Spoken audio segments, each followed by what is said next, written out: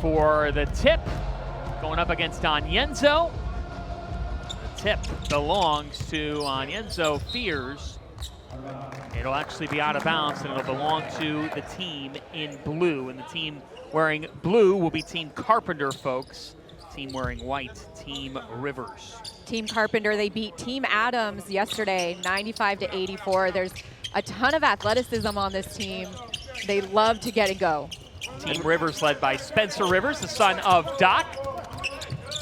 Comes from great genes, obviously, and there's several NBA assistants and different advisors coaching these teams this week. They've been working all week here, and that's something that we're watching, Adam, because these guys, they've been hard at work the last 4 days here in the Windy City. They really have. There's been, after the lottery on Sunday night, 2 days of combine testing. This is the second day of games, and on top of that, you've got interviews, you've got medicals, so this has been a very busy week in Chicago, not just for players and their representation, but for the NBA decision makers, scouts, and executives as well. Illegal screen by Ruben Chinyelu. So you talked about the stars that you are watching. You've been to many combines. At this stage in the week when we're on Thursday, what are these guys looking to do, and what are people looking for at this point? Because they've seen a lot. I love the scrimmages of the draft combine because every year there's always someone that helps their draft stock. In 2022 is Jalen Williams, who became nice lob. Woo! Dylan Mitchell throwing it down. That's what he does best. But 2022 it was Jalen Williams, of course, helped himself all the way to the lottery. Cedric Howard last year. So I love seeing players that really come out and help their draft stock. And one of those guys isn't even on the court today because it was Mr. Cameron Carr out of Baylor who had 30 points and did enough to not play this year. He was absolutely the star of the day on yesterday. Frankly, I was surprised he played because this is someone who was considered a first-round lock, and now he's looking at somebody who could be a mid-first-round pick. Massive length, massive athleticism, and then 6 threes yesterday, combining the shot making on top of that physical upside. Terrific performance for the Baylor star. So he had the first 9 points of the game yesterday. It was unbelievable. He came here with a mission. Well, he did, and he's not the first Baylor Bear to do that. They've had a top 19 pick in each of the last 5 drafts. Shot clock at 3. Sharp, who was in your Star Watch. Sharp got Mitchell in the air, and he's short. A sharp start for Team Rivers. But you see that defensive versatility that Dylan Mitchell's looking to show those NBA teams. John, you asked what are people trying to prove here? I think what they're really looking to do is show teams that they can fill a role. They have a niche in the league that is translatable, and it might be a little bit different than what their role was in college basketball, so this gives them a different context. Well, keep an eye on Malik Brown. The do-it-all Swiss Army knife for Duke. Now Brown in transition could not reel it in because of the defense from Brazil. We got an early dunk party in the Windy City. Well, this is just what happens. Nice little alley-oop backdoor cut. Dylan Mitchell, he was a 5-star recruit, McDonald's All-American coming out of high school, played for St. John's. Nice little body control for Malik Brown to be able to finish. Dylan Mitchell has the benefit of knowing what the combine is all about. He's been here before, and that familiarity, I think, really just gives him a leg up. Stops at Texas, Cincinnati, and then St. John's, where he helped the Red Storm to their first Sweet 16 in a quarter century. Rick Pitino talked about his work ethic, his athleticism. He checked off every box for the Johnnies this past year, a team that at times went through offensive ruts, but you could always rely on Zuby Ejiofor, who's here this week, and Dylan Mitchell to get work done. And you know the other thing, Dylan Mitchell since high school has been known as this elite athlete. I thought what he did this year in particular was define his game. We saw more ball handling from him. We saw he could initiate offense. We saw more passing from him. The defensive versatility we already mentioned. All those things I think are really appealing. There's been a lot of dialogue over the years about his shooting, but what he did this year at St. John's is say, look at all the other things I bring to the table aside from the athleticism that everyone knows me for. You mentioned that he's been here before. He was here 3 years ago, and it was a little bit of a different situation because he had the option to go back, which he did, and he said, I don't have that situation now. So the feedback I'm getting from teams, yes, I need to work on my shot, but I'm going to have time to develop that once I get to the NBA. Bradley was a little bit off. Mitchell nice catch, flies right into the table here on one bounce nonetheless. You got to stay ready at the AWS NBA Draft Combine. Great hands, Fanta. Can we get a stat for that? That's the first time I've ever been told that, so I might record that. Gillespie, he shined yesterday. He's short. What'd you like about Jacoby Gillespie? He had a great day yesterday. And you know what's interesting? We talked about different contexts, right? He's sharing a court with Fears now. Two pure point guards getting an opportunity to show that, hey, because of the shooting, I've got some gravity off ball too, showing the versatility. Again, giving a different context for these NBA scouts to say, you know what? I haven't had a chance to evaluate him in that type of setting before. My favorite thing about Jacoby Gillespie is he was a football recruit, and he was a wide receiver. He had offers from Vanderbilt and Virginia Tech, and he told me yesterday, if he would have got a Tennessee offer to play football in high school, he probably would have played football. Wow. And then it was a full circle moment when he had the opportunity to transfer to Tennessee and play basketball there. So he said it was meant to be. I always loved the game of basketball first, but he was a very, very good, a 4-star wideout in high school. Oh, we've got another look here. Just proof. You want to highlight? You got to highlight. You talk a little smack after that too? It looked like you said a little something there. You said a little folks, something. You got to bring your A game to the combine. Like if you're soft, go home. You're fighting for a spot. That's it. Exactly. We're all fighting for a spot. Here's Jaden Bradley. 7 on the shot clock. Got his man in the air, and then that was altered by Onyenso Thornton, one of the great Buckeyes of all time out of Ohio State, was short and going the other way here. Team Rivers and Team Carpenter in our opener. This is Jeremy Fears out of Michigan State. A little bit on a control there. Well, you talked about Gillespie. He had 28 points on 10 of 17 from the floor, 5 of 8 from 3 yesterday. Ryan Comwell was short. Titback doesn't go. Also 5 assists and 2 steals for Jacoby Gillespie yesterday. He had a great game. You know, I think he is. I think he's a pro. I think he's going to carve out a niche in this league. He may not have prototypical size, but he's so reliable. He's so skilled. If you can defend for Rick Barnes, you're going to be able to hold your own on that end of the floor at the next level. I think Gillespie certainly helped himself here in Chicago. And if you don't defend for Rick Barnes, you're out of there. Yeah, you probably won't be out there very long. As got a couple of check-ins here. Peter Suter just came onto the floor. He's a great story because he suited up for the Miami University Red Hawks, had a tremendous journey, and a journey that captivated the country when they made the NCAA tournament as an at-large. And I love that he's getting this opportunity here at the Combine. You love to see, you know, how mid-major players, all the scouts and executives that are here right now, they want to see how mid-major players like him really go up against the high major players. It is the AWS Draft Combine. We're just getting started with the opening scrimmage.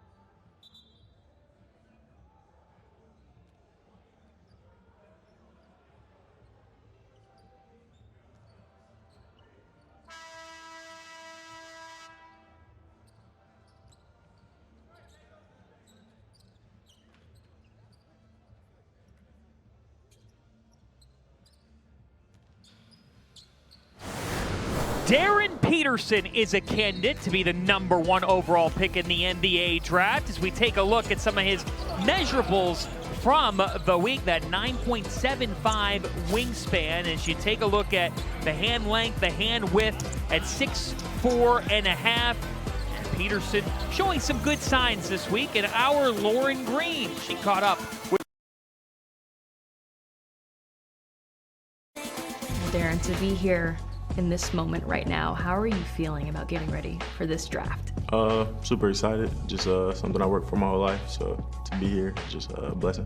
And Bill Self called you one of the top players that he's ever recruited. Yeah. What did that mean, kind of carrying that as a Jayhawk this season? It was crazy because he told me all the players he recruited, and I was like, for you to say that, I mean, it means a lot, but it just showed his belief in me, so I just tried to answer the call with that all year. On draft night, what would it mean to have your name called at #1? It means a lot, just like I said about it, just like the hard work growing up and dedicated my life to this, and I think it'd be more big for my family than me. Like wherever I go, I'm pleased. I'm just happy to get drafted. And what else do you think you would be able to bring to an NBA team if they called your name on draft night? I think they probably already know about the on-court stuff, but I would say like just a great teammate, somebody that's gonna work hard every day, and do small stuff like be on time every day, like that kind of stuff. Kind of harp on. Well, that's great stuff there, and we'll have more from Lauren throughout our show. There's been a lot made about Darren Peterson as Fears takes it inside, delivers it off for a slam by Kofi. Adam Finkelstein, there's been a lot made about DP. Yeah. What's your take on his status in this draft, #1, #2, and what you make of the last year? So let's just start with the obvious, right? Whoever drafts him, whoever considers drafting him, is going to do a deep dive on the medical, the background, all of that. That should go without saying. But what I will tell you as someone who has evaluated him over the years is the gains he made this year as a shot maker were extreme. We did not see this type of brilliance in terms of his shooting ability in high school, and he was still the guy that I thought was the best player in high school basketball a year ago. No, why was that? Because he was a big, long, physical, playmaking lead guard who could create for himself and others. So you take that guy we knew in high school, you combine it with the shot making we saw this year, and that's why I think if everything else is the same, if there's no issues with durability or anything else, I think it's possible he's got the highest upside in this draft. People forget that before they faced off in that game late January where DP had 18 points in 20 minutes, he only played the first half and looked like the best prospect there. They played against each other in high school. They played against each other at McDonald's All-American. In one of the games, Prolific Prep versus Utah Prep, they combined for 107 points.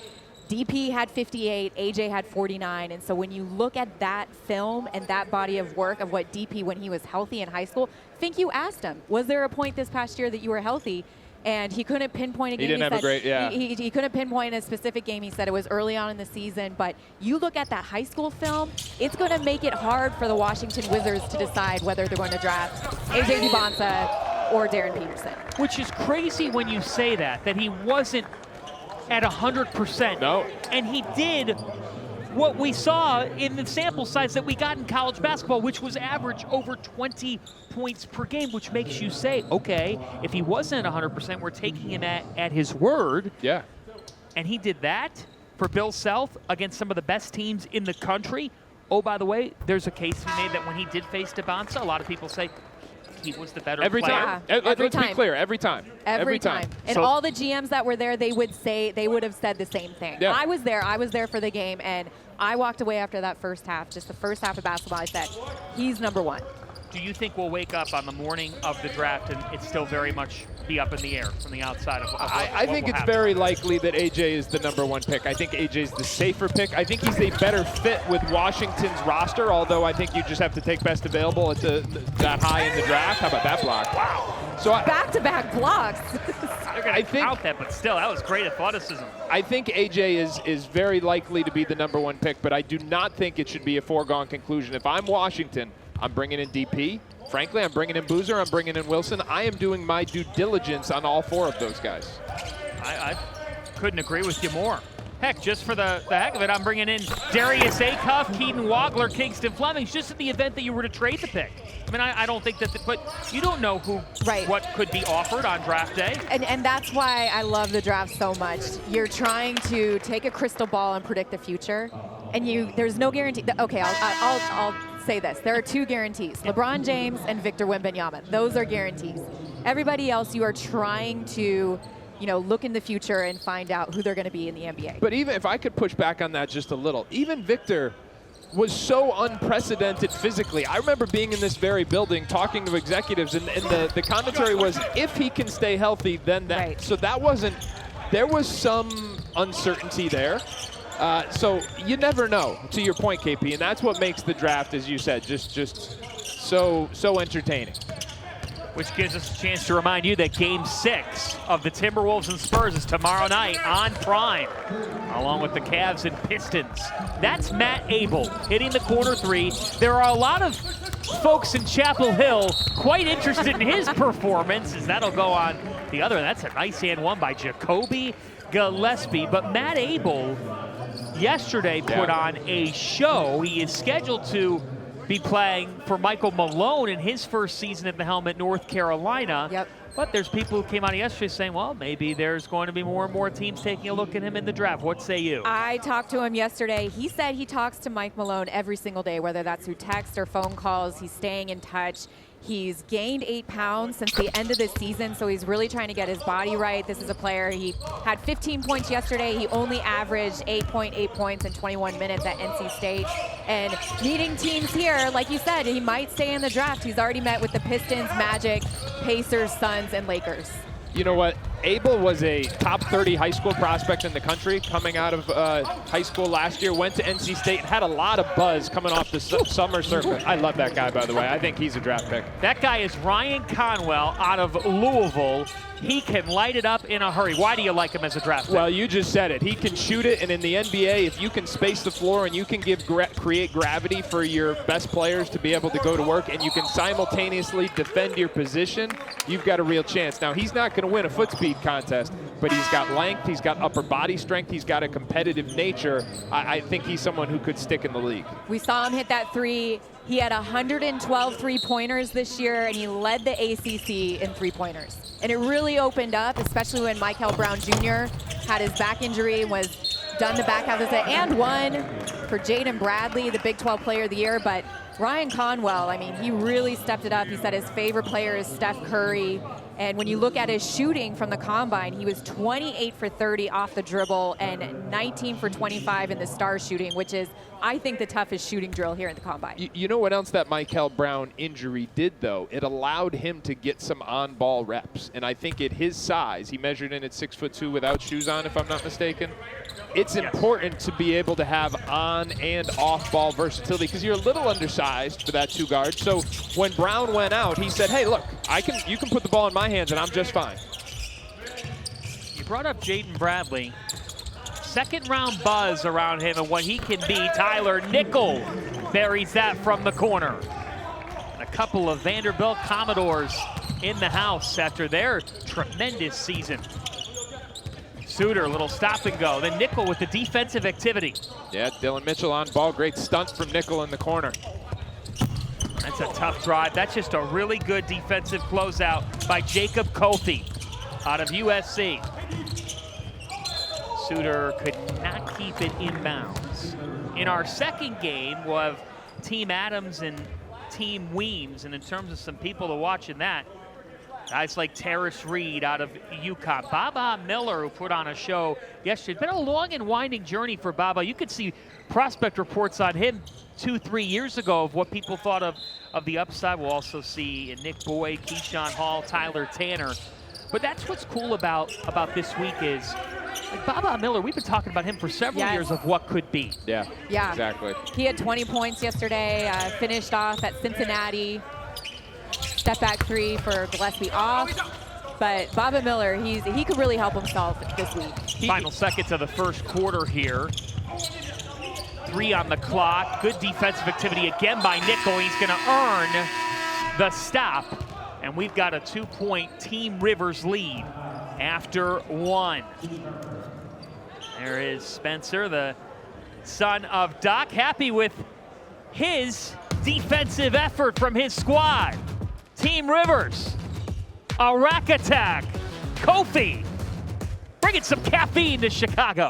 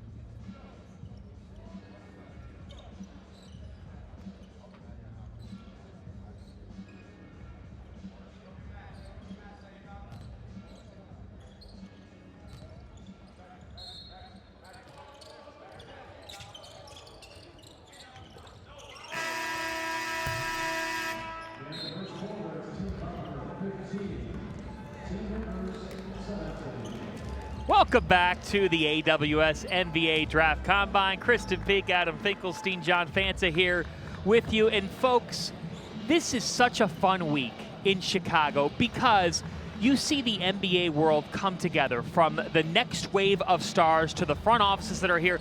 There's so much playoffs buzz. What a game last night, by the way, in Detroit between the Cavs and the Pistons, setting up a couple Game 6s tomorrow.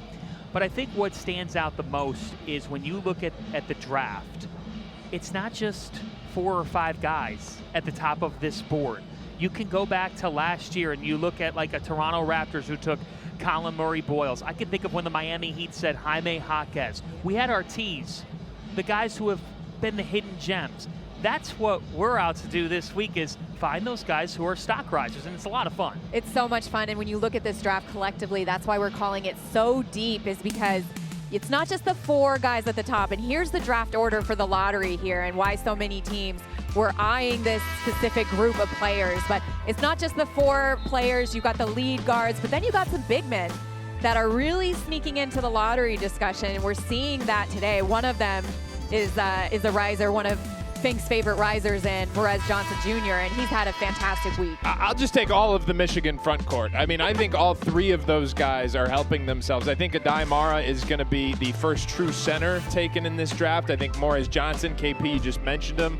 He didn't play 5-on-5 this week, but between the athletic testing and the skill testing, I think he's really helped himself. We might be calling his name in the late lottery. And then Yaxel Lundeborg is another player who I think has a chance to be a lottery pick as well. So from national champions to potentially the lottery of the NBA draft, those Michigan front court guys are doing well. And none are freshmen. You made that point earlier. Yeah, we did a little research on that. Credit the NBA TV group. It would be the first time that a college program produces 3 non-freshman lottery picks since, wait for it, Billy Donovan's Florida Gators team with, let me see, Al Horford, Corey Brewer, and Joakim Noah? Joakim Noah, yeah, it might have been. Unbelievable. I mean, that is, as Malik Brown lays it in on the putback, that is remarkable, and it's only fitting that Florida team won the national championship back-to-back, and Dusty May's Wolverines winning the title. That is Jacob Kofi, who is showing both his length and shot-making ability. Anytime you're listed at 6'10", he's a sophomore, right? He only had 10 points and 7 rebounds at USC, but anytime a big like that can show the potential in a pick and pop, especially in this atmosphere, you're going to get the attention of the executives here. Well, the thing about that, too, is Jacob Kofi, what's most intriguing to NBA decision makers about him is his mobility and defensive versatility. So if he proves to be somebody who can make spot-up threes as well, then all of a sudden, especially at his size, that's a translatable niche to today's NBA. And he's been working longer than 4 days because Jacob Kofi was at the G League Combine. Yep, he was one that got called up. There were 4 or 5 players that got called up from the G League Combine to now. And, you know, I was talking to Bryce Hopkins, who we'll see after this, and I said, are you tired? Because you've already been through all of this. And he said, no, here we go. Here's the step in 3. Defense isn't coming. Came late. Looked pretty good. Pretty shot, yeah. And we saw Hopkins get the call up. We saw Aaron Kumra out of Tennessee State get the late invite. Started at D3 Nichols College. Yes. Unbelievable. It's a New England thing. We call it the Duncan Robinson pass. Pistons could have used Duncan Robinson last night. Here is Yakov. Delivery to Brown around the horn to Bruce Thornton, who finally tasted March Madness. It was so good to see the senior for Ohio State, their leader, get that taste of it.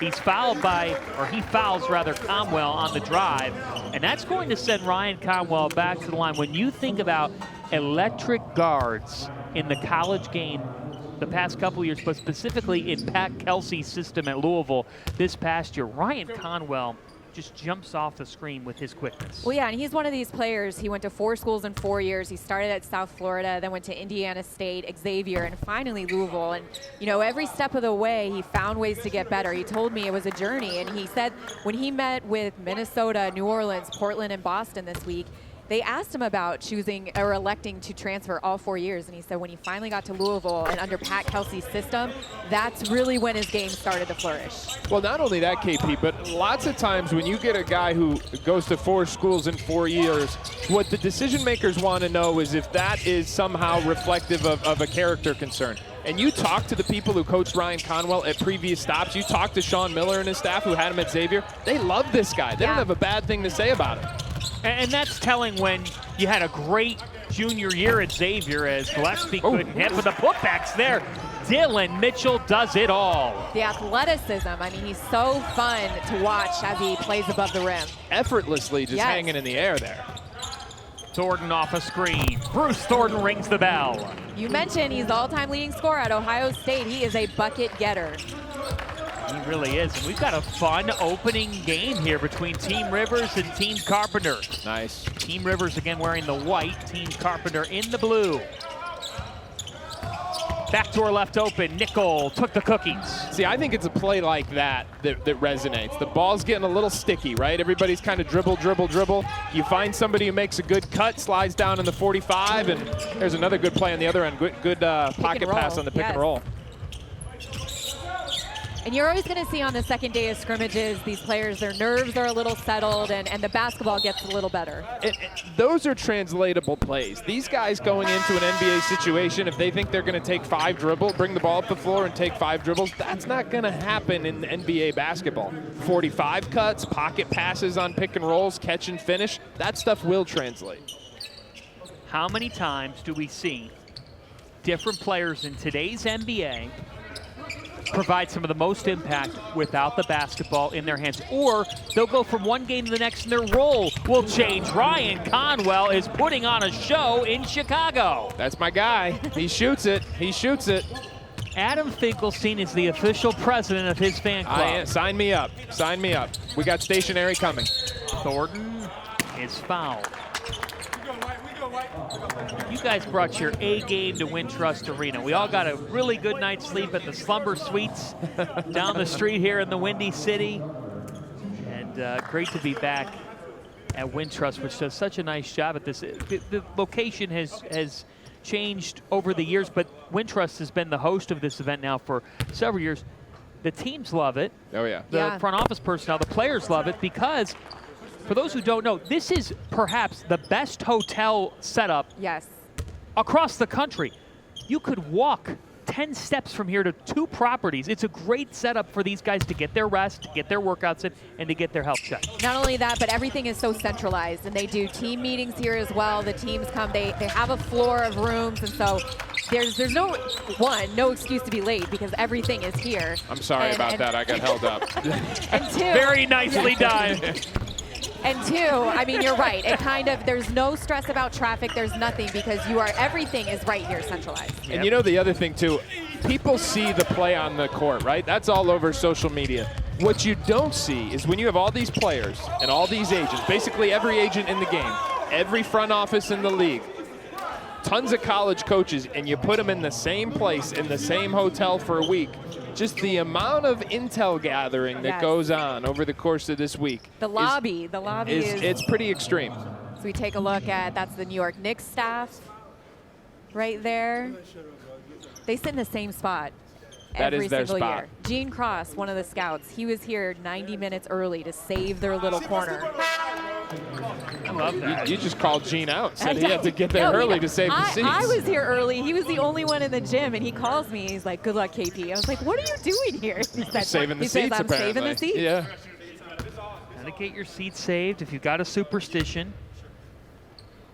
And we know with the New York Knicks, they've got a nice week here to get ready for the Eastern Conference Finals. They also have pick 24 in the first round of the draft, so it'll be interesting. There's going to be plenty of guys to choose from there. There'll be real value. Yeah.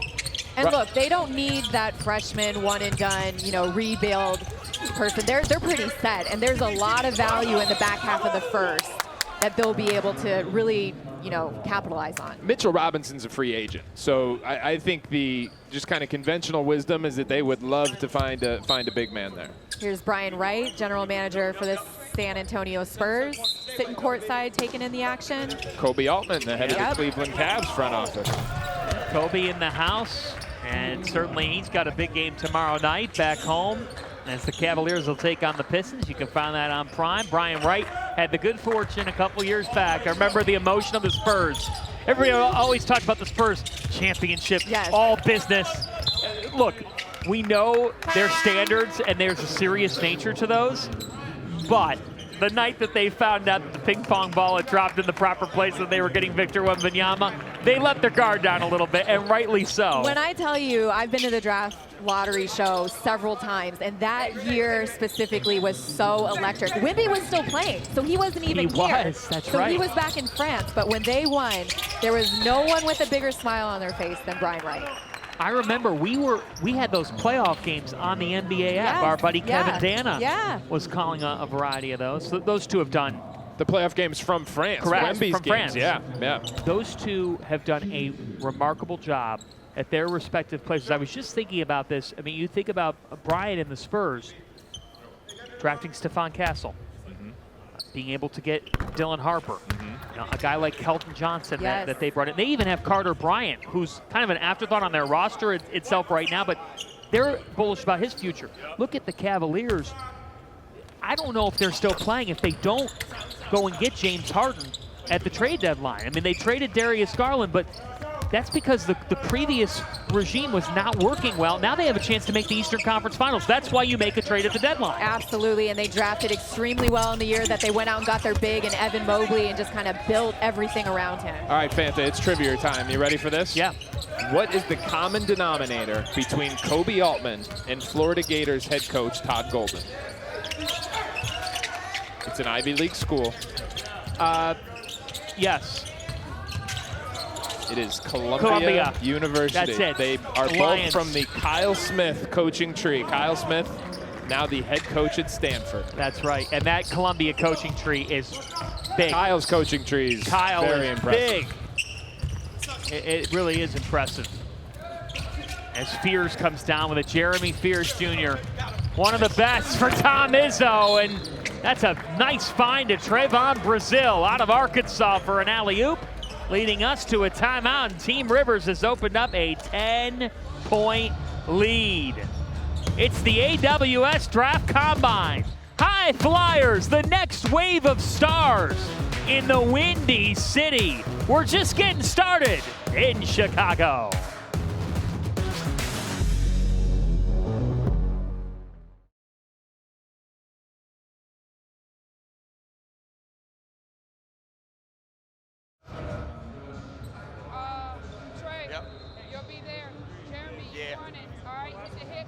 Yeah, that last one was tough. One thing though, if the ball is moving, let's try and move with the ball. As it moves away from us, let's get back into gaps so we're not two-way defenders. That makes sense? Yeah. Hey, I want to try playing out.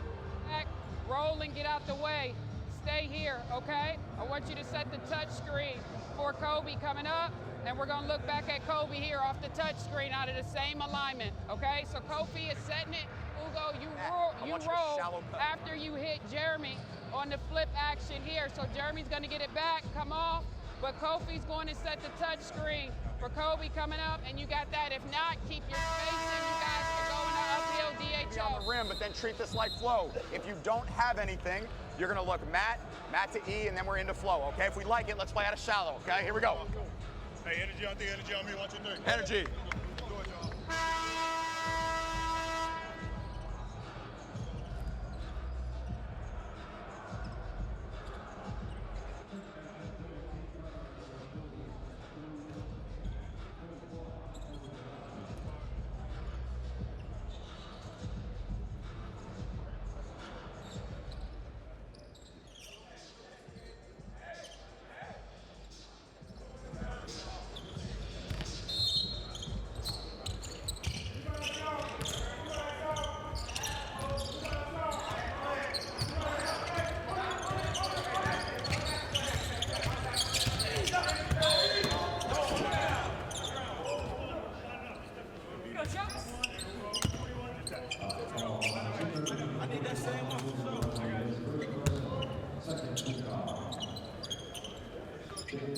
Welcome back to the AWS NBA Draft Combine. John Fanta, Kristen Peak, Adam Finkelstein, and some really intriguing prospects on display here in Chicago. This is day 2 of scrimmages.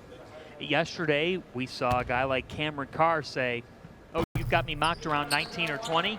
Here's why maybe you should take me 11 or 12. Just think about it. We'll talk more about that, but a guy like him delivered. Jacoby Gillespie's back out here. He's fighting for his spot. Jaden Bradley's another guy who has shined. Jaden's gotten a lot of talk the last couple of days from evaluators saying they've really seen him evolve as a decision maker and with his patience and processing, Fink. You know what's interesting is, first of all, he's a Big 12 Player of the Year. And someone who, despite winning that award, didn't put up the individual numbers that you would expect someone to do that. And what I've seen from him in the last two days here is I think he's trying to show he's got a little more individual offense than people may think. He's been aggressive to me in these 2 games. And I think he's coming out and saying, hey, if people don't respect me as a scorer, I can make them pay. Remember, he made significant growth this year at Arizona with his shooting. That was viewed as a key swing skill for him, and he addressed that this year. And I think he appears to be intent to show some of his individual offense in this setting. He had 10 points, 7 assists, 5 rebounds yesterday's scrimmage. And remember the game-winning shot he had in the Big 12 tournament semifinals against Iowa State, that 3 in the corner? That's when I knew it was March. We had a buzzer beater. It was Jaden Bradley who made that shot. There you go. And man, that Arizona team, Koa Pete, who will have a decision to make.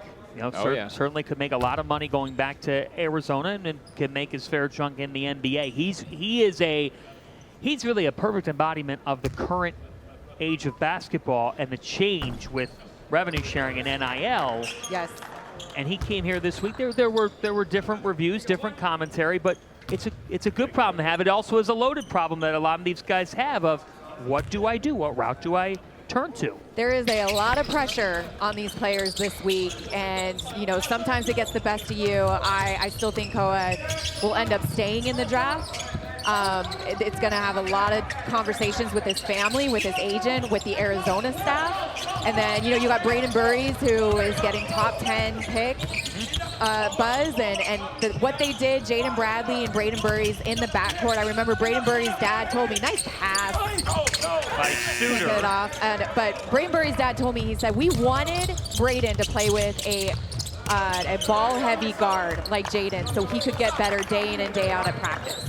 And how about this, guys? Arizona, they really personified the current age of college basketball because they've got a guy who went back, didn't even test the draft process. I think Motias Krivas was a first-round pick if he came back, if he came out. But he said, no, I'm going to go back. Yep. So somebody who's in, Braden Burries, somebody who's back, Krivas, senior who's here, Jaden Bradley, and then someone who is still undecided in Koa Pete. Well, and they have Caleb Holt coming in, 5-star Caleb Holt coming in, kind of to fill that Braden Burry's. Yeah, he'll step right into that role, yes. And for those of you interested in the future superstars in basketball, you can catch EYBL Future Starts Now tomorrow from Memphis on the NBA app. There are some games sometimes on NBA TV as well. KP and Adam Finkelstein, they'll be heading to Memphis for some barbecue and basketball right That's right. It was pizza and basketball in Chicago. Now it's barbecue and basketball in Memphis. I like it.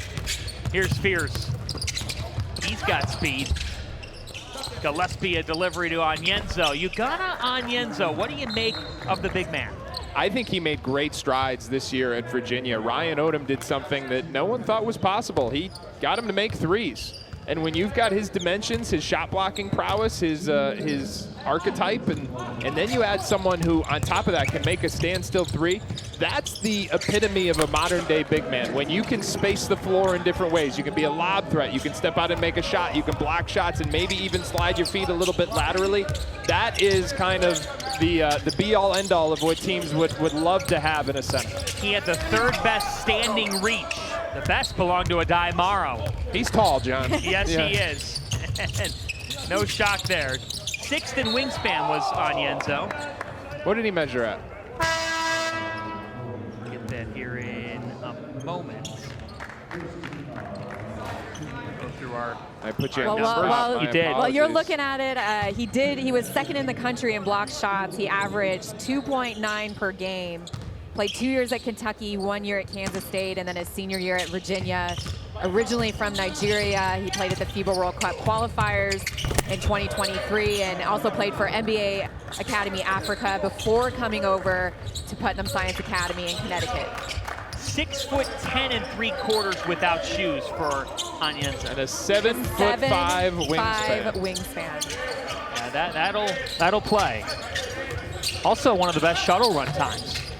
As Sharp was in there with the defense, but then Mitchell says, you need a cleanup man, I'll fulfill every duty. 6 points now for Dylan Mitchell. He's perfect, 3 for 3 from field. Suter was short.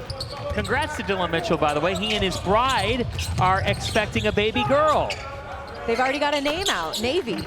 Navy. Yes, Did you just Navy break Navy. news? It's on Instagram. It is, yeah, it is. Okay. She's due the end of July. I asked if she'd be at Summer League, and he said absolutely not. That good dad already. Yes. He's got this figured out. Abel. Rebound for Brazil. Gillespie, as we hit the last 30 seconds of this first half. Here comes Emmanuel Sharp. Over 100 wins as a Houston Cougar. Abel lines it up. Matt Abel is fully capable. This is what we saw last summer. He was excellent at the Donovan Mitchell camp. He was really good at Damian Lillard's Formula Zero camp, and then we thought that was going to carry on into his year at NC State. And you know, him putting 8 pounds of muscle on before the end of the season, I mean, he came here to play. Clock, did it go off? It looked like it did. They're going to count it for Fears. They don't have review, at least that's in our rules here.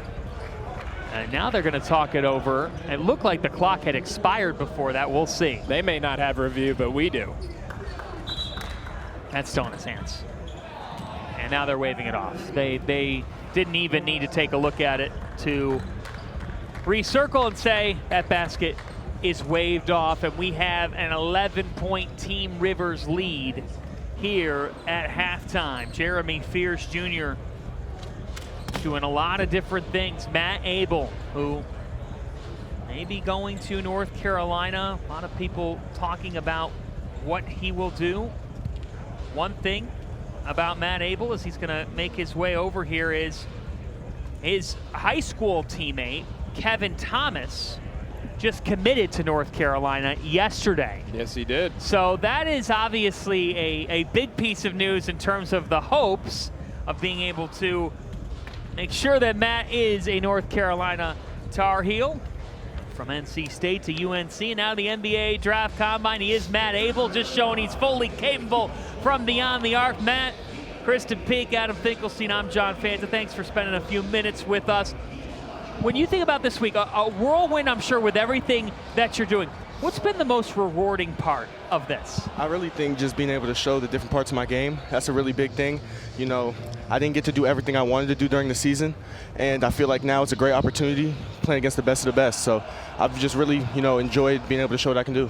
Matt, you're already committed to North Carolina. New head coach Mike Malone, he won an NBA championship. What's going to go into this decision? I mean, you've had a great week, but what are the pros and cons that you're going to be weighing? Yeah, so it really kind of depends on, where it is I'll be getting picked.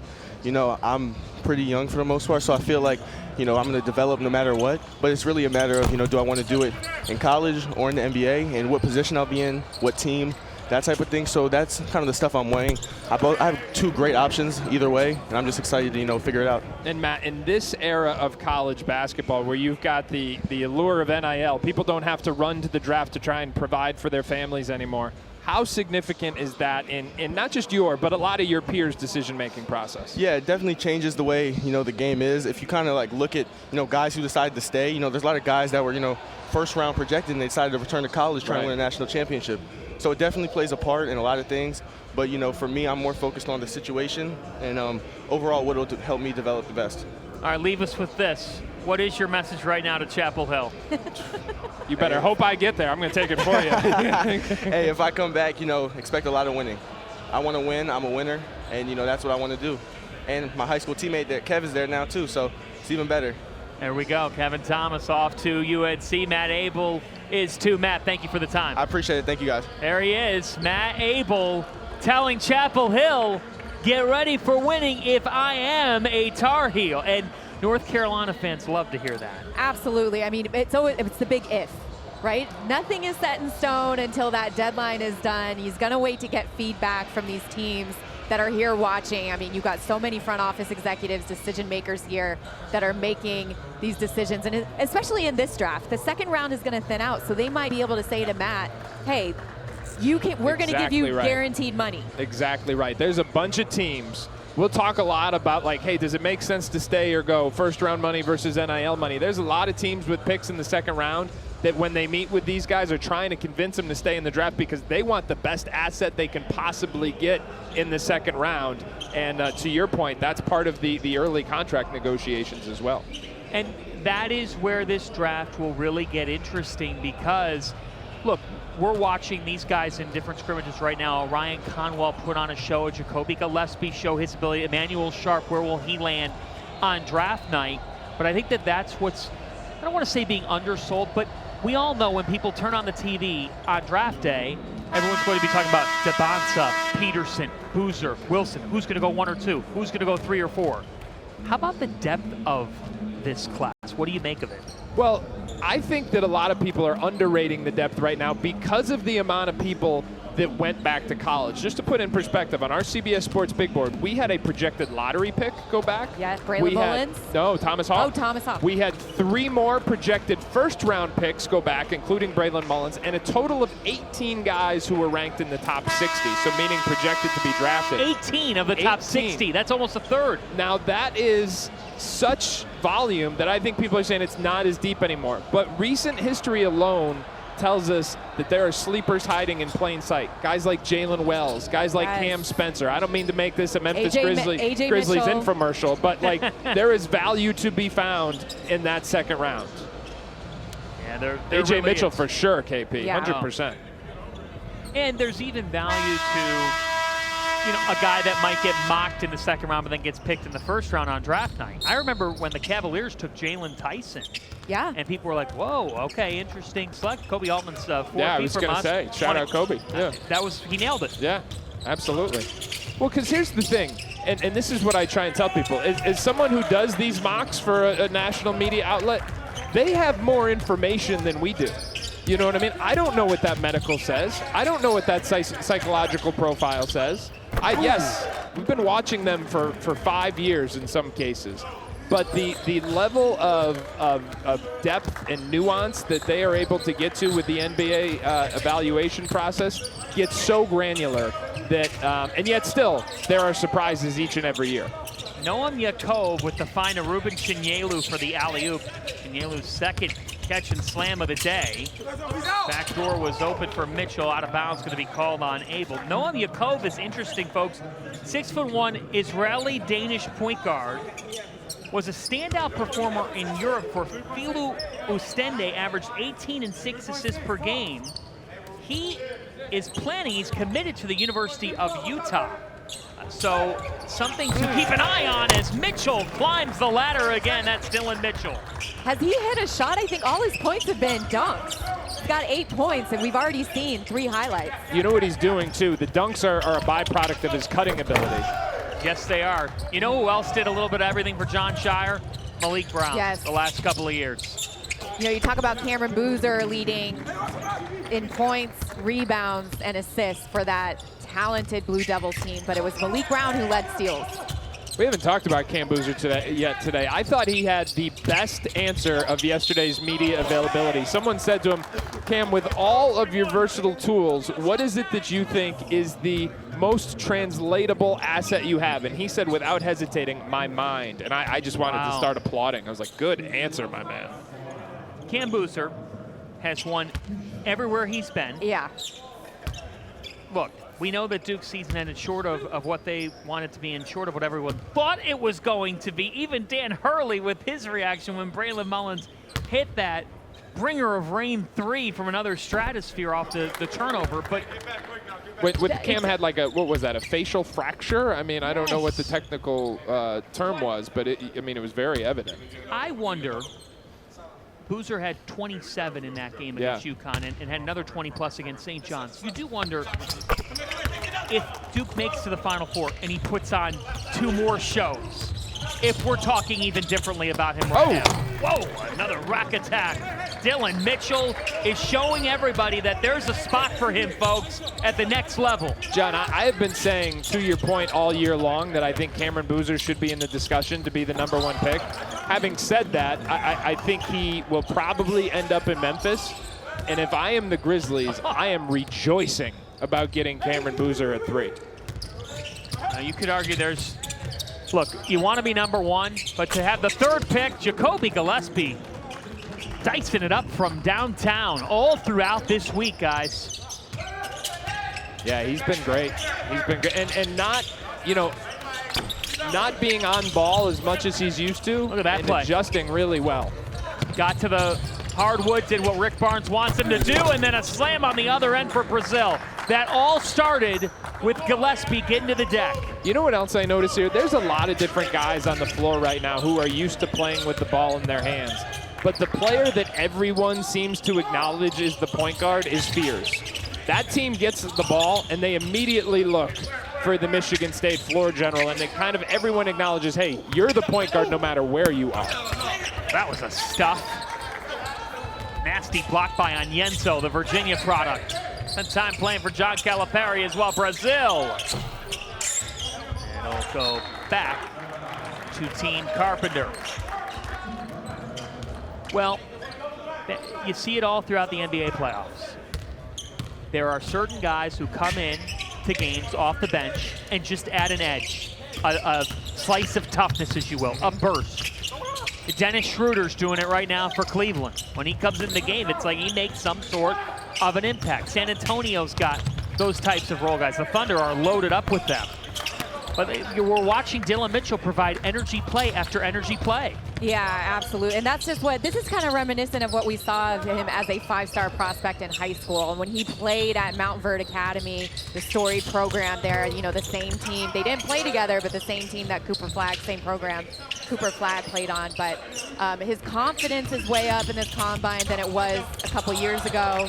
So we're going back and forth in this 3rd quarter. A lot of pace to this game to start off. But Dylan Mitchell has really helped himself this week. And the other thing about Dylan, when you start talking about how you want to fill out your locker room, the other thing you just want good people in the locker room. And Dylan has been beloved everywhere he's been. Absolutely. Abel. Again, Matt Abel. And willing. Well done by you. 11 points, 3 for 5 from 3-point range. Ooh, Tar Heel fans starting to sweat. As if they haven't sweat enough. Yeah. There's another putback. I mean, Dylan Mitchell is having his own personal dunk contest, America, and you're all invited.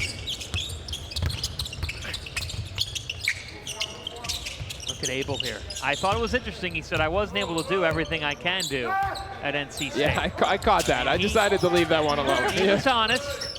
Oh. Got hit in the face, and then that left leg got stretched. He's bouncing up, though. Good to see. Look, I can appreciate the confidence and the swagger.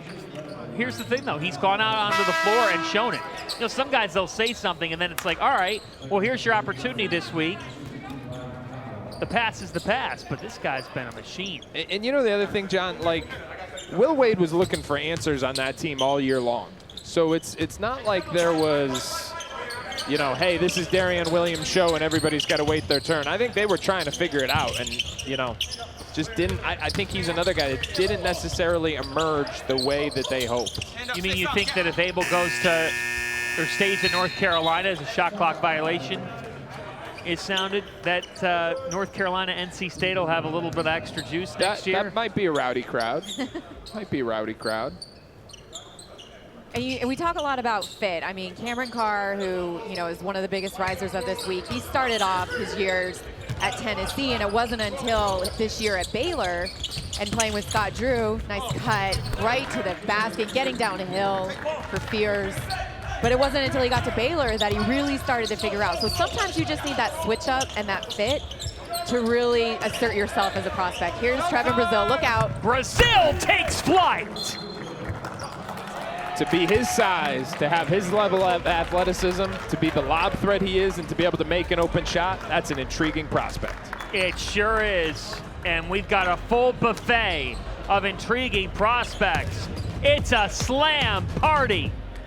And you're invited.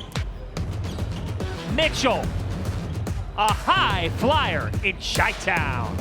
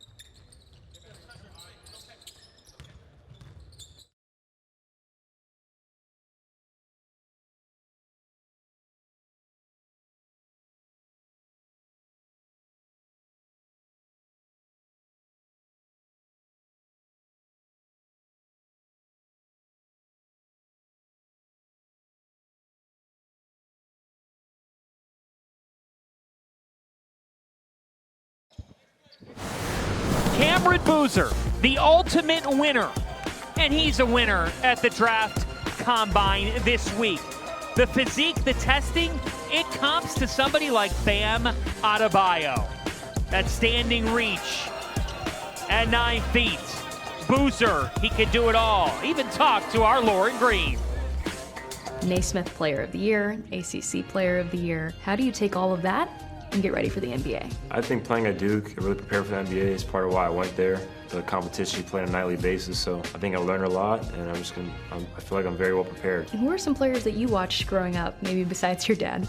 I feel like a lot of our generation watched that Warriors-Cavs series a lot. Russell Westbrook, super exciting for OKC, so a lot of different players. What would it mean for you to come into the NBA next year and also keep putting Duke on the map?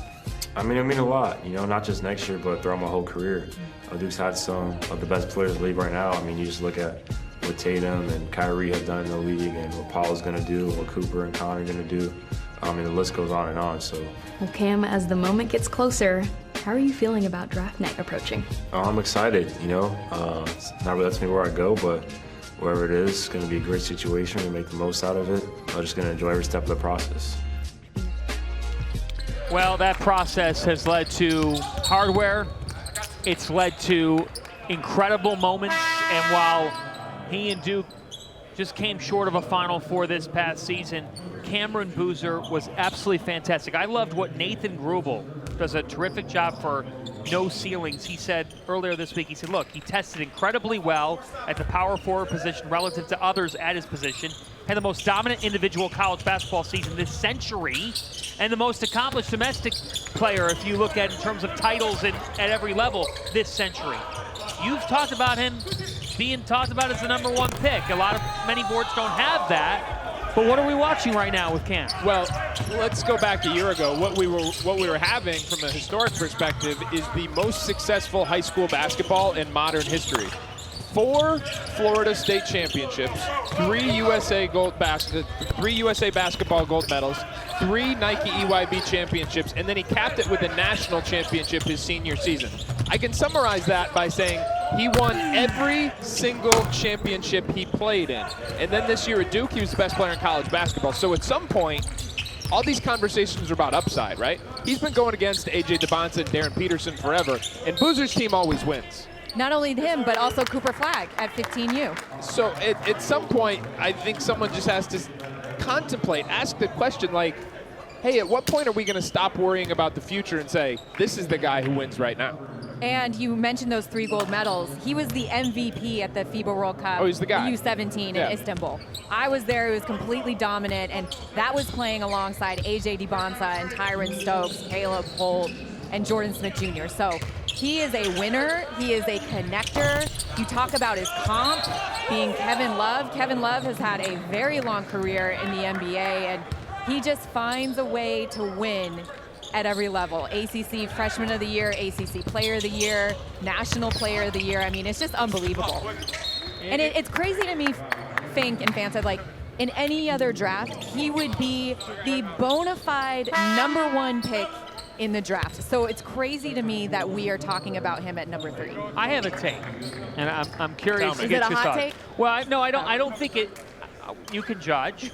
We'll see. I mean, it's. I don't think it's hot honey on Chicago pizza. Hot, but we'll Was that an option? Nobody told me I don't that. know. Maybe it could be. Oh, I got to stay another day. It was on the menu at the Slumber Suites.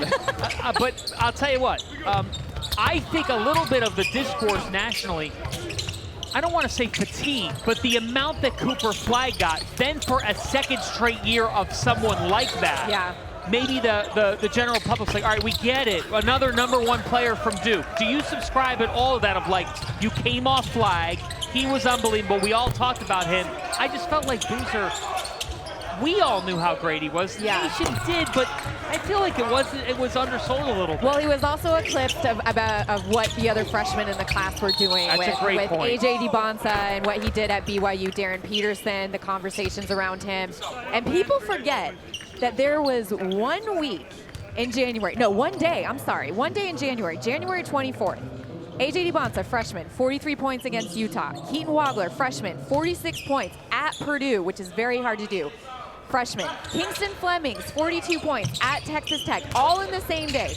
And then 2 weeks later, it was Uboka Okori, 40 points against Georgia Tech. Michael Brown Jr., 45 points against Matt Abel and NC State. And Darius Acuff Jr., 49 points against Alabama. That is unheard of to do at the freshman level. You know the thing, though, KP? Those guys, I think that illustrates how many players in this class can have huge nights. Yes. The difference between Cam Boozer, though, and everyone else is his bad nights are still really darn good. And that's why, in my opinion, that's a microcosm for his career. That's why I think he has the highest floor in this draft. Oh, by the way, he shot close to 40% from 3. Yeah, And don't ask him about his shooting, though. He gets very upset. Said the people who question his shooting, said, well, they just haven't watched me play. There you go. I think that's fair. Yeah, it is. It is fair. When you combine for 49 points, 18 rebounds, and 7 assists, in the Sweet 16 and Elite 8 against teams that were as physical as St. John's and UConn. You have to play them back-to-back. Enough is enough, folks. And if he goes number 2 on draft night, I won't be shocked. 5-second difference between shot and game. 7 on the shot clock. Conwell, the Louisville product, guarded by Sharp. Elite guard matchup, down to 2. Conwell, he is fouled by Bradley. And Ryan Conwell keeps his strong Thursday at the Combine going. It was that ball fake. Fooled Bradley just enough so that he had to lunge at the last minute, made that mental mistake to foul. Think about Ryan Conwell. Talked about the numerous stops over his 4 years, 4 and 4. What's the value? We've seen him and Gillespie. The value for a team in the second round that's looking for a microwave scoring presence. He's someone who's improved his stat line every single season. Of course, he met with Minnesota, he met with New Orleans, Portland, and Boston this week. He's now up to double digits. This will be 11 points for Conwell. Just his shooting ability and what he's going to bring to his secondary unit. There's a lot of value for him in that second round.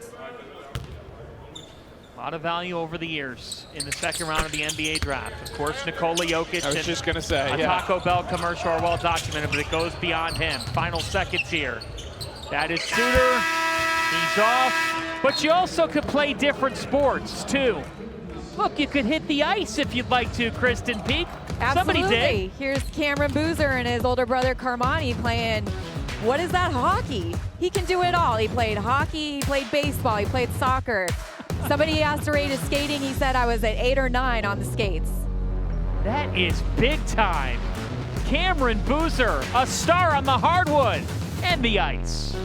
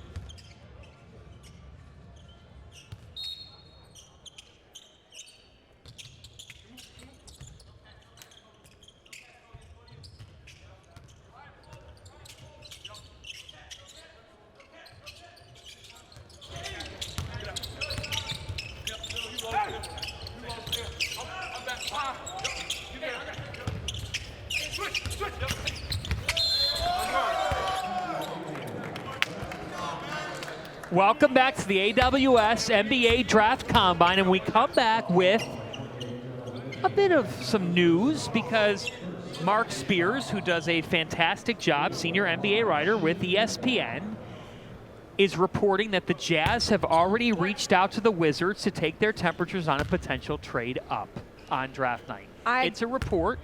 It's not shocking, but it's out there. I bet they did that draft lottery night. That was the very first phone call, I'm sure, that either Danny Ainge or Austin H made just to feel the temperature a little bit. Look, it's certainly fun. It creates a lot of drama, and it's not surprising. There's real debate at number one, and we know the Utah Jazz. they would love to have their pick there. I mean, I wrote on this yesterday of what I'd heard around here, and it got aggregated and kind of misrepresented in a bunch of different ways. But that means you're doing your job. Okay, thank you. Promoted. But I think what has been speculated here, and KP, you might be able to shoot this down, is given the Wizards Utah history, you know, the Ace Bailey, I think what people were saying, well, if AJ wants to be in Utah, will he work out in Washington? I think he's kind of addressed that. Nobody's asked him directly, but I think he's basically... He's going to work out. Listen, this is not going to be an Ace Bailey situation where he's going to pigeonhole a team. Or an Alex Sarr situation. Alex Sarr situation, or even Jaden Ivey did the same thing. He didn't want to end up in Sacramento. AJ DeBonsa is not going to do that. He is anything. And what we've seen this week with his representation, he showed up to the media day in a suit, in a custom suit. I mean, he is taking this seriously. Very well tailored. Yes, he is not going to burn any bridges. He is going to go and meet and work out in Washington. He's going to go to Utah. If Utah says, if you are there at 2 and we're not going to pass on you, then he's not going to go to Memphis. He's going to politely decline. But this is not going to be one of those situations where he's going to try to manipulate the system and go where, you know, he may be preferred to want to be. That's it. That's just it, though. And that's what I had said. And I basically said before the lottery, I think he was hoping to end up in Utah. Right. That's what I had. That's okay Listen, for he him didn't to tell, hope that. He didn't tell me played that. at BYU. Yeah. So it's not like... And at Utah Prep the year before that. Correct. Like, that's the other thing is sometimes we overreact. Well, we overreact often, meaning social media and everything. Shocker. Guy who plays at BYU and Utah Prep, as Matt Abel shows again his skill set, would be interested in staying in Utah. Wow, I'm really surprised at that. But that's huge for the Jazz. Yes, it is. You know, the Jazz want a star who wants to be there. And give Ryan Smith credit. What he's done to change the perception and the culture in Salt Lake City. He brought in a hockey team. They made the playoffs. They lost to the Las Vegas Knights in the first round. But he is redefining what people's perception is on what it means to live in Salt Lake City, to be a fan of either the Jazz or the Mammoth. And I think... He did not extinguish these rumors, though. His comments the other day, he said, would he say something to the extent of Danny and Austin have a way of pulling off unpredictable, I'm paraphrasing, pulling off unpredictable things on draft night. Well, yeah, you got to put a little smoke out there. Why not? It's smoke season. It's official. Now that we know the lottery, it's smoke season. Somebody get me a T-shirt that says that. How about that Max Vertical? 4th in all of the combine. Checked off the boxes earlier this week in the measurables. AJ DeBonsa, and mature beyond his years. There are some of the Jazz brass. We got Bart and Steven. I know these guys well. I used to live outside Salt Lake City. But they were very, very happy with finally landing the 2nd pick. They've never had the number 1 in franchise history. Yeah, and let's be clear. In this draft. Rebuilding is over in Utah because now you've got Keontae George coming off that breakout year. You just traded for Jaren Jackson. You got Lauri Markkanen in his prime. And then you've got Ace Bailey and whoever you take it to. Yeah. Hopefully you get Walker Kessler back too. This is going to be a very exciting season for the Utah Jazz coming up. Keontae George was here. He was representative for the draft lottery, and then he stayed throughout the week. I ran into him at dinner, and I said, what are you still doing here? He said, well, I want to watch the combine. I want to watch the games. Somebody, he was in here yesterday. Yes, he was here watching. He's probably here today. And, you know, he's someone, he just loves the game of basketball. I was at a random, well, it wasn't random. I was at Houston, Arizona, in Houston. And Keontae was there with his girlfriend. I said, what are you doing here? He said, well, we have a game tomorrow. There's a lot of really good basketball players playing. And, you know, I just want to see a good game. I saw him so many times at BYU games. I saw him at BYU practices. And he's just someone, he's a gym rat. He loves the game of basketball. Now, you're so right. Between Lauri Markkanen, Keontae George, I think they just said we're trading him. Is that what they said? I just tried to Jaren Jackson Jr., who you traded for, Bryce Sensabaugh, and the things that he can provide. There's a lot to like for the Utah Jazz and their future. We're going to take a break. After this, we'll dive more into this tremendous 2026 draft class.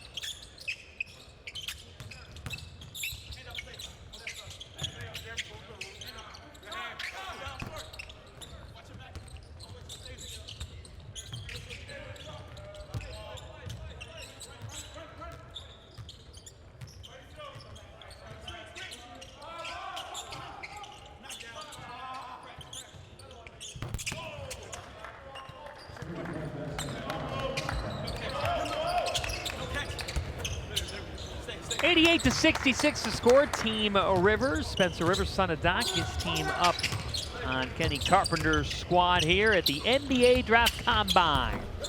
John Fanta, Kristen Peak, Adam Finkelstein with you for the next couple hours here on NBA TV. Peter Suter out of Miami University, the Red Hawks, winning an NCAA tournament game for the first time in 27 years. Magical season. That one off, put back is there. That was a good effort by Ruben Chinyelu, and Ruben Chinyelu will certainly have a decision to make. Florida is one of the top teams in college basketball. If Chinyelu comes back to the Gators with Thomas Houck and with Alex Condon, Boogie Flan, Florida could be preseason #1. I think they may be preseason #1 for sure if he comes back, unless somebody goes back to Arizona too, and then there's a conversation to be had. Of course, I'm talking about Koa Pete. That would be something if that is to happen. Top of the country will be loaded once again. Elliot Cadeau will headline Michigan. Fear's little hopscotch doesn't go.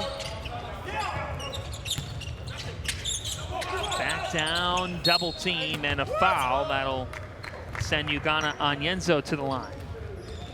Should have kicked that ball out. And I know that's a little thing, but when you get an offensive rebound and you've got a big-time three-point shooter at the top of the key, that ball's got to go out right away. And that's something that the NBA decision makers are going to notice. I had a scout summarize this to me the other day and say there are so many decisions that go into the course of a basketball game that we want 5 guys on the floor at all times who are expert decision makers. You know, we talk about Cooper Flagg, Cameron Boozer, and Duke's pedigree. Well, the Blue Devils have the #1 recruiting class yet again coming in, and with that, they're going to have one Cameron Williams. They're going to have Deron Rippey Jr. And what he brings to the table is an electrifying guard out of Blair Academy. But in terms of the transfer portal, a guy that we've seen this week is John Blackwell. Yes, who's transferred he's from here. Wisconsin to Duke. And we're going to see him next, I believe. Yes, we will. That's called the promo. Team Adams and Team Weems coming up next. And Blackwell was very good yesterday. Has done some good things throughout the week. So the question is, do Duke fans have to be nervous like Carolina fans are nervous right now about Matt Abel? Well, they're always nervous, both fan bases. They want to beat the heck out of each other. I'll say this, though. The thing about Duke is they got plenty of guards back there. So they want Blackwell, but there's enough guards there where they'll be just fine either way. Fears was looking for Mitchell. Good deflection, though. Thornton got his hands on it. And now a foul on the other end. John Blackwell, all Big Ten selection. It's on the All-American radar. We had not seen, between him and Nick Boyd, Wisconsin was an electric factory offensively. They were so hard to stop. That Wisconsin team went to Michigan, beat them in Ann Arbor, the national champions, went to Illinois, beat them in Champaign. We hadn't seen a Wisconsin Badgers score like Blackwell and Boyd were doing this season since one Michael Finley in the mid-90s. It was unbelievable what they did in Champaign. I was at that game when it went into overtime. Keaton Wagler was incredible, but they were without Kylan Boswell and Andrei Stojakovic, who had an ankle injury. But what that backcourt did, that Wisconsin backcourt, I mean, there were NBA scouts there. They looked at both of them and they said, I think they could play in the league. And then they did it again in the tournament. They did it yesterday. Blackwell and Boyd were both great yesterday right here at the Combine. You know, we were talking about fans being nervous. Our timeout coordinator, Bella, she's the pride of North Carolina, Chapel Hill grad, and she's here today. Are you nervous, Bella? Are you nervous? Yep, that's a fast nod. That's a fast nod, Bella. We appreciate you. She's teetering. Now I understand why my microphone got cut off when I was talking about Abel. Bella, pride of UNC, also on our NBA team. Lindsay Sparrow. Lindsay, we love you. We're thinking of you. She's a passionate North Carolina Tar Heels fan. We always talk UNC basketball with her and with Bella and with our whole crew. That's what's so fun about our NBA crews is they're watching every single level of hoop. You two are off to EYBL tomorrow to watch some great hoop in Memphis. You know, we have the first game on the NBA app is Jamal Crawford's son, JJ Crawford, who is unbelievable. KP's going to have to brief me in the plane. I'm like, all right, who we got tomorrow? Yeah. JJ is terrific. Jamal is also outstanding. And Jamal's coaching. Yeah, Jamal is coaching. Derek Fisher's been doing some instructing. Derek Fisher's here. You just saw him in your screen sitting in the corner there. He's on the baseline. Been running a lot of the combine activities this week. Two great guys, and I'm proud to call them NBA on NBC teammates as well. Doing a wonderful job on that side. Brazil is off. Look out. Look out below, Mitchell. I was wondering if he'd try it. He had bad intentions. We got somebody walking in right now, don't we? Who's strolling over to us? It looks like a national champion. Yaxel Lendeborg. That Michigan team, guys, was just so overwhelming to deal with as an opponent. Because how did you defend them with their size? And then the question you kept asking was, how the heck do we score on them consistently? No doubt. And you got this guy, 6'9", 7'5" wingspan, guarding point guards. Point guards. Well, this man, he looks the part of a lottery pick. He is an absolute stud. He went to Michigan. Here's a look at the resume. Hail to those victors. He's got teammates here on a national championship squad. He said, I want to go to Michigan. I want to win a title. He did. Yaxel Lendeborg is with us courtside. Yaxel, how much fun has it been to be with Adai and Morez and knowing you've got that title in your hands, and hey, all the Wolverines are in Chicago? Yeah, it's been super fun. You know, those guys are super talented players. You know, both provide a lot of versatility. And just being able to have a jumbo lineup like that was really, you know, interesting. You know, and it really inspired me just to get better at my game so that lineup can work out a lot more. How did that change your game? Obviously, this is your first year at Michigan, but did it allow you to explore different parts of your game you hadn't before? Absolutely. There was many opportunities this year when we're all three in the game. I get the full court press at point guard, or just switch all around 1 through 5, and, you know, just be able to guard everybody on the court. That provided like a lot of joy for me, you know, and it unlocked some kind of motivation, I guess you can say, to make me want to be a better defender overall. And it completely helped me out, completely changed my game, especially with my outside game. I shot a lot of threes this year. Shot more this year than I have 37%. ever. Yeah, so felt good doing that, and, you know, just felt good being able to play with that lineup. Yaxel, this time last year, you were one of those guys, you kind of surprised everyone, and it was one of those, okay, could I stay or do I go back to school? Do I go to Michigan? You had a lot of Michigan fans that were nervous. The coaches were here. They were nervous that you might stay in the draft. You obviously made the right decision. But what went into that decision, and what are these players on the court? What's going to go into their decision, you know, whether to stay or go to the draft? I would say for me, my decision was solely based on how confident I felt in myself to be able to perform at an NBA level and continue to, you know, prove myself and earn a spot on the court. You know, I felt like I wasn't completely there yet, so it took a lot of thinking, a lot of, you know, just overall understanding of how much do I really want to be in the NBA, and how, you know, how much do I think I can, you know, I guess change so I can benefit myself in the NBA. And as far as these guys, I would say the same thing. If you don't feel like you're ready, don't force yourself. You know, there's always next year. The NBA is always going to be there, you know. We go to a lot of workouts, practices, shoot-arounds, and more. I got a chance to spend some time with you throughout the season. A couple of games in January, and what also stood out about you guys, you and the Wolverines, was how much of a professional setup your setup was. You would have a shoot-around at 1 o'clock, but Dusty and some of you guys were out there at noon working on different things before going through the whole game plan. How much would you say you benefited from an NBA-like setup in Ann Arbor? I would say 100%. Everything that I wanted to improve on, I did that last year. You know, my habits, you know, just my thought process, thinking like a pro. I went through a lot of trial and error that year as well. So it definitely just helped me out and made me feel a lot more confident, a lot better in being in this situation this year. We're looking at some of your measurement. I want to know what's going through your mind. Like when you step up here, you know that the spotlight's on you. You've obviously had it on you your whole career, but like this is, okay, time for that one singular test. Like how do you balance it in your brain? Man, you know, just try to think about not messing up in that moment. You know, all the eyes are on you. You know, this is the moment that you've been waiting for. You get to see all the other guys go ahead of you, and it's just like, man, like now I really gotta, you know, be able to do this and do it at the best level that I can. You know, I felt like if you guys see the vertical jump, I didn't do the best I could. But man, you know, it's still fun to be out there and get that experience. Is it as much as a pressure as a game? I would say yes. I think this is more pressure than the game. I feel like in the game, it's a lot more free-flowing. It's easier to go through. I want to ask you about your two teammates, because we were saying before you came on the broadcast, if you, Adai, and Morez all go in the lottery, it would be the first time in over 20 years that a team had 3 lottery picks who weren't freshmen. It was Billy Donovan's Florida Gators. Nice. Break down, why should a team, we know why they should draft you, why should a team take Adai Mara in the lottery, and why should they take Morez Johnson in the lottery?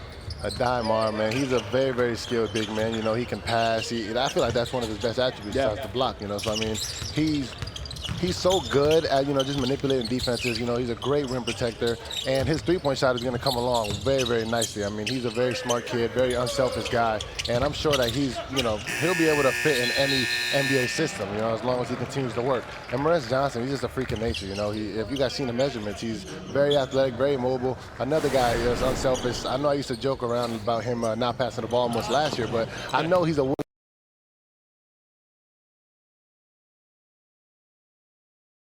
Really? Yes, sir. Morez Johnson's going to be the best pro out of the 3 of you? I think so, yes, sir. Wow.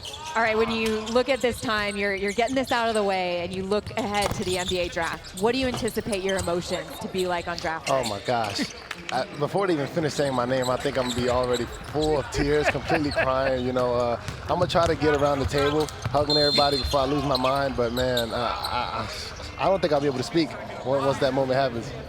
Man, you've been a pleasure to cover, and one of the cool things about your journey is you sought out to do something, and then you, Adai, Morez, Elliott, you sacrifice some of the great things you can do individually to say what's going to be best for the team. And when you climb that mountaintop and you think back to that Monday night in April where you guys had gotten past a tough, plucky UConn team, what comes to mind when you think back to that moment now? Just like you said, the sacrifices. You know, all of us were unselfish guys. All of us knew what we needed to do to win, and we all implemented that into the games. You know, there was nights where we all sacrificed many, many shots. You know, just to feed the hot hand, or just to, you know, get everybody in a rhythm where it can benefit all of us. You know, and I felt like it just stemmed down to how much we all actually loved each other and actually liked hanging out with each other. You know, all the off-court stuff eventually made us a lot better on the court.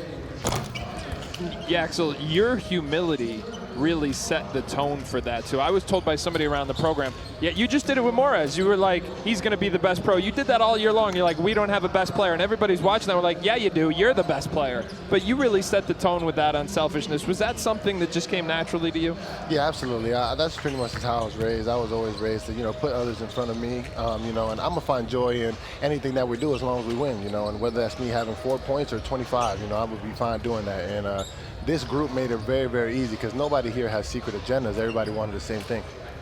What have the team meetings been like here? What's some of the feedback that you've been getting in these meetings this week? Man, I've been getting a lot of, you know, positive feedback so far. I wouldn't say I had any like bad interviews. Everybody was being so open and honest with me about me having a good year, making a good decision, and just how much I've grown, you know, being at Michigan. So I mean, I feel very, very happy, and it make me, you know, just rethink every single day like how lucky I am that I got to play for a school like Michigan.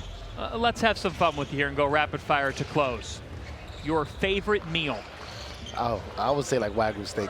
Yeah, How's it cooked? How's it cooked? If you're buying, Medium. we're coming. Yeah, I got you. Medium, folks. So like a little bit of pink there. 3 artists on your pregame playlist. Sienna Sparrow, Olivia Dean, and Janae Aiko. Who would play you in a movie or show? You know, that's a tough one. I would like to say Michael B. Jordan, man. He's just so versatile. So I'm going to go with him. You know, we're both light-skinned, man. You know, I'm going to go with him. If you could go to any store, where are you heading? GameStop. Yeah, absolutely. What's your game? What's your favorite game? 2K, MLB, anything like that. Yeah, whatever you got. I'm good. Axel Lendeboer, bringing the heat with us. We appreciate your time. Good luck. Thank you so much. There he is. He brought the heat all throughout this season, and he won a national championship as a result. Folks, there's so much promise in Chicago. This draft is filled with fish in the sea. Who will catch the best ones? That remains to be seen. Team Rivers 100, Team Carpenter 76, Jacoby Gillespie, Dylan Mitchell, more shine. We're just getting started, the AWS Draft Combine. Thanks, man. Great seeing you.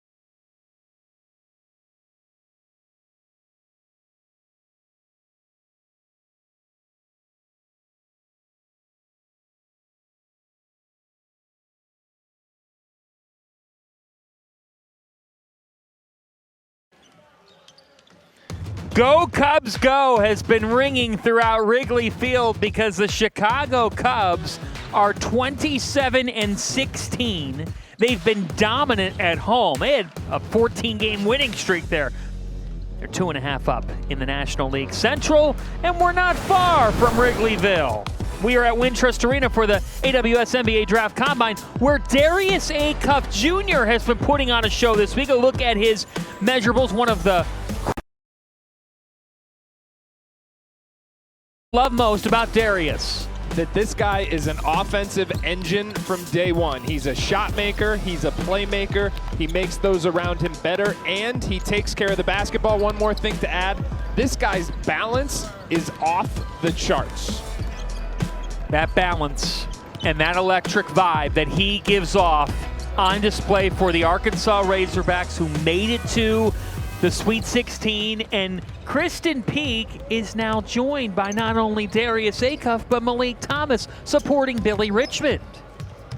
Yes, that's right. John Fanto, we got Darius Acuff Jr., Malik Thomas here at the Draft Combine. They're supporting Billy Richmond Jr. Darius, how fun has it been to go through this process, not only with Malik, but with Billy? It was very fun, including TB. We're all four of us here. I saw Nick yesterday, so just seeing our whole starting five here, it's kind of a blessing. Just seeing everybody, we all support each other every day. Malik, how has the Combine been for you? And, you know, you guys came in as freshmen, you and Darius, and everyone was wondering how it was going to work, but you guys proved that you guys can coexist in the backcourt together. He helped you, iron sharpened iron. How's it feel to be here, and how's the week been? I would really just say it's been a blessing to share this moment with my teammates who I shared the whole season with, and we get to share these same rooms, these same courts, and experience together. Has been nothing but special. I'm excited to see what the future holds. Darius, you are a bucket getter. We saw that all in the SEC Player of the Year. There was one game, went into double overtime against Alabama. You had 49 points. You guys didn't come up with the win. Do you ever think about that missed free throw to get that 50-piece? People don't think, I ain't really miss a free throw to get 50. I kind of missed it like when I had like 45, so it kind of wouldn't. But yeah, I think about it sometimes. But he fouled out, so I think if he would have been in the game, we still would have won. But he had like 32, so yes. I think if, you know, 4 of our players fouled out. If they would have been in the game, I think we would have got the win. All right, Malik, just give me your scouting report. I'll ask both of you guys this, but give me your scouting report on Darius. How do you stop him?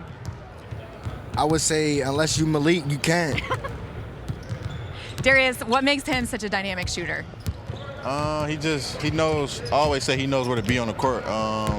Like if I'm trying to find him, he knows where to spot up and shoot it. If he need dribbles, he gonna take them. And I tell people in here, he like the most toughest shot maker I ever seen. He gonna make the tough shots. He shoots them. He got confidence in himself. But when I'm guarding him, he might give it up though. I don't know. You guys are so competitive. I'm sure you had some battles in practice playing for John Calipari. What is it about the quintessential John Calipari guards that gets you ready for not only the Combine, but the next level in the NBA? I would really say Coach Cal's guards already coming to playing for him with a chip on their shoulder, already want to get after it, like prior to playing for Coach Cal. So when me and Darius stepped in to Arkansas this year, into Fayetteville, we already knew what the season was going to look like. We already were predetermined on achieving everything that is in store for us. And yeah, like playing for Coach Cal was special just because